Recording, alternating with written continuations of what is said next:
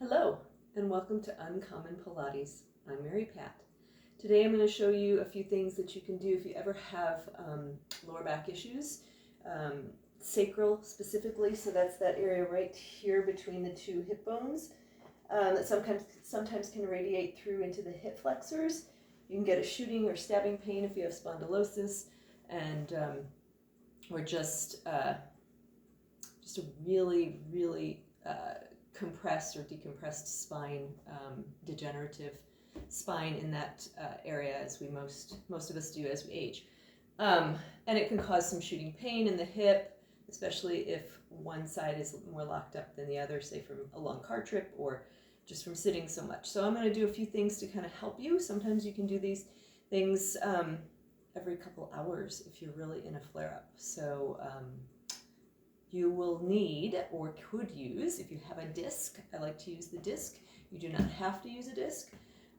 You can also use a ball about this size, and in the summer, if it's more seasonal, you can get this size, usually at the store. I would recommend, though, if you do get one this size at the store, to deflate it a little bit. This one's a little too deflated, but anyways, about that size is also good. You could also use a towel and just kind of roll it up. I would use a little bit bigger towel than this is a hand towel. I would use probably a body towel, but it can still work. You just need something when we do some inner thigh stuff to kind of decompress and kind of pull the pelvis around. You need some type of feedback rather than just the knee on knee or bone on bone. So we're going to start lying on your back. So meet me there and we'll get started.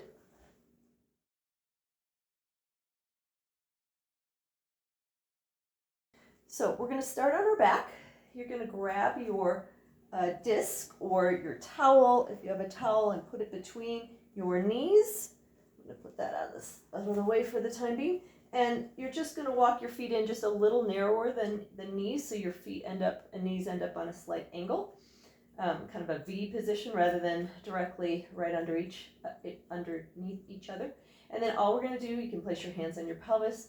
We're just going to start to rock the spine back and forth, because if you're really locked up back there, most likely you're in the arched position, and we need to get some space back there and start curling and going in the opposite direction. So just exhale and start to curl. Release the glutes, don't use them. Just think about smushing a little ant colony back there. And the ball or the disc, just the towel, is just a placeholder so your knees don't drift out at the moment. We'll come to it and make it a little bit more involved in a moment. But right now, I just want you to do this rocking back. Close any space back there. It doesn't have to be huge. You don't want to involve the upper body and tense the neck, but you just want to kind of close that space. Get that rocking motion, this tucking to create length. Like if you were standing, you would have this fanny pack that would be just dropping your pelvis down. And now you're going to take, on that exhale, you're going to draw your belly button to your spine. Try to keep those little ants warm, but don't smush them. And then you're going to squeeze that ball, and you're going to hold that. Hold it, and then release. So we call this in Pilates an imprinted spine. So we're not pushing, we're just making contact, keeping these abs engaged right here, this transverse abdominals, 4 layers deep. It's like putting on low-rise jeans. Squeeze that ball for 5, 4, 3, 2, 1. Inhale and do it again. Exhale. Empty the air from the gut and squeeze. 3, 4, 5. Inhale and exhale. Squeeze. Empty that air out. We're going to do one more like this.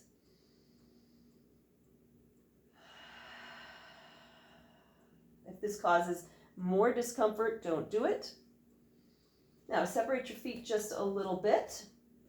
You might, if your feet have drifted out, or you started out because you could do the squeezes with your feet a little further, I didn't really tell you, walk your feet under so they're as close to being right underneath your knees as possible.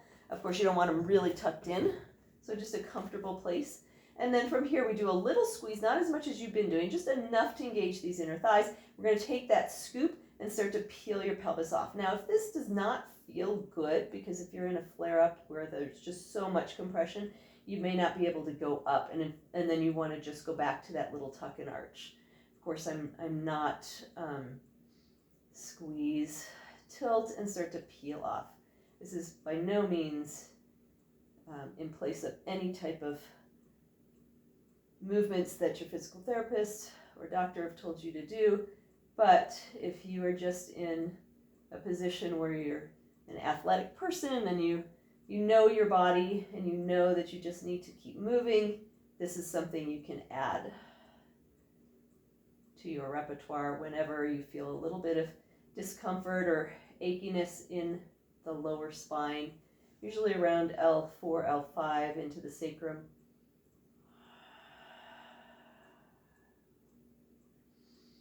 Just taking nice inhales. If you want, we'll add on lifting the arms and stretching them overhead if that's an option for you. Otherwise, just keep going with the legs and working your way up into a nice long diagonal line, and then return your arms to your side. Let's go for 3 more.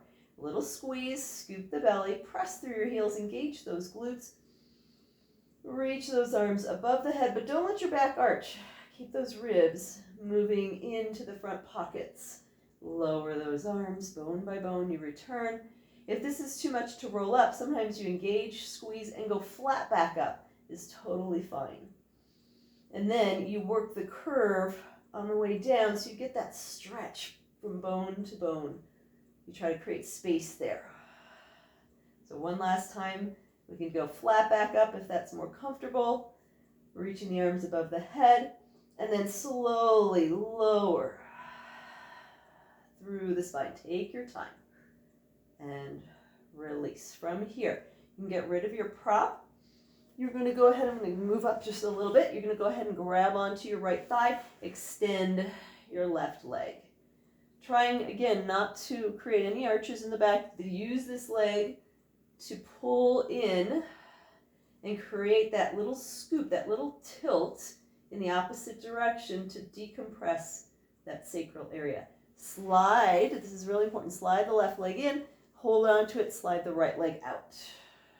And then find the opposition, gently pull in, or you can grab on underneath the thigh, and then reach the other leg. Because opposition will help create core support. It's not just about pulling those abs in, it's about finding that oppositional length to create a secure line, in other words, or secure spine, the muscles surrounding the spine. And just continue to alternate. Stretch. Hopefully you have enough room. I'm in a little tight quarters today. And stretch. And stretch. Check in with your shoulders and your neck. You can just kind of move it from side to side. Let's do 1 more each. You can do this like every hour since we sit so much, just to open up those hip flexors. And then we're going to bend and place both feet back on the mat. Take your arms wide. You can have your feet, let's actually go with a wide position of your feet. Again, make sure you're not arching. Imprint that spine, and then start to let your knees twist. Now, if it's too much to go into the twist with your legs, don't do it. Or another option is to keep and just do some little sacral rocking here. So I'll turn a little bit so that you can see, so that you're just letting your knees go a little tick-tock side to side here. So I'm not moving my hips. This is another option. If this wide position, the wide position of the feet, sorry, it's not showing, is if this is not working for you, this wide position, then go to that narrow, small position. Keep going. Stretch, and each time as you're coming back, use your waist. Use your waist. 1 more each. And then we're just going to roll to the side. You're going to come on up. You're going to come onto all 4s if you can. I'll move my mat back a little bit. Angle it. So you're going to come onto all 4s. And then from here, just knees and hips aligned, you're just going to shift your weight back. And then release. It's hard when the camera is so close. I feel like you see everything. and shift. So again, we're trying to get this to lengthen, and then hold it here for a moment, stretching those arms long and wide. Let the head go if it's comfortable. So holding this child's pose, hopefully you can still hear me. And then we're going to slowly come onto all fours from here. We're going to go into a little curl. So a little curl and arch, or cat camel, as some people are familiar with. Exhale. So the same feeling in your lower back, that peeling, is what we're going to start our movement here. So imagine you're tucking your pelvis under just like you did on your back, and you're curling up, pressing through the hands and the shins. Inhale, lengthen, and then exhale, curl. Trying to create space in your spine, but also to wake up your low abdominals. Curl.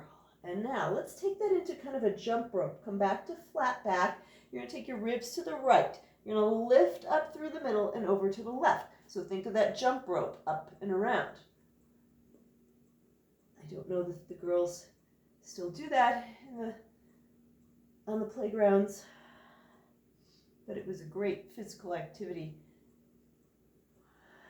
Gets the heart rate up, gets some good bone density from that pressure.